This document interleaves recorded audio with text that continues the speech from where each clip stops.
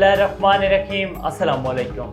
A1 TV के साथ मैं हूं अदील मुमताज और मैं हूं अलीशा अब्बासी। शामिल करेंगे न्यूज़ हेडलाइंस। पाकिस्तान और IMF के दरमियान मुज़ाकरात का आज आखिरी दौर। मुख्तसर मुज़ाकरात में लेटर ऑफ इंटेंट की तैयारी होगी। फैसलों की हतमी रीडिंग, अगले पैकेज के बुनियादी नुकात फाइनल होंगे।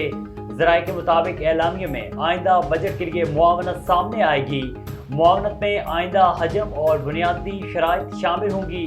वफ्द की जायजा रिपोर्ट पर एग्जीक्यूटिव बोर्ड $1.1 अरब की आखिरी किस्त जारी करेगा। गैस के बाद बिजली की कीमत मजीद बढ़ाने का प्लान।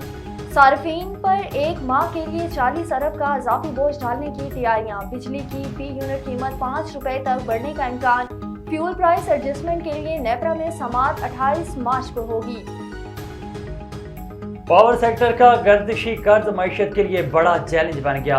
पावर सेक्टर का गर्दिशी कर्जा 3000 अरब से तजावुज। वज़ीर तवानाई की ज़ेरे सदारत गर्दिशी कर्ज सालाना 700 से 800 अरब बढ़ रहा है। हसन और हुसैन नवाज बरी होंगे या नहीं, फैसला दोपहर 2 बजे होगा। नैब रेफरेंस में बरीयत की दरख्वास्तों पर दलाइल के बाद फैसला महफूज। वकील के मुताबिक नवाज शरीफ और मरियम नवाज नैब रेफरेंस से बरी हो चुके। मरकजी मुलजिम बरी हों तो मुआवनत के इल्जाम में केस चल ही नहीं सकता। और सेनेट इंतखाबात के लिए कागजात नामजदगी की जांच पड़ताल का आज आखिरी रोज। उम्मीदवार इलेक्शन कमीशन हुकाम के सामने पेश होने लगे। इस्लामाबाद की सीटों पर इसहाक डार, राज अंसर और दीगर के कागजात की जांच पड़ताल। बलूचिस्तान से 19 उम्मीदवारों के कागजात की जांच पड़ताल।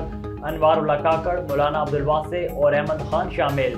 पंजाब से सेनेट के 13 उम्मीदवारों के कागजात की तस्दीक जारी। कराची में भी सेनेटर बनने के ख्वाहिशमंद भी इलेक्शन कमीशन में पेश।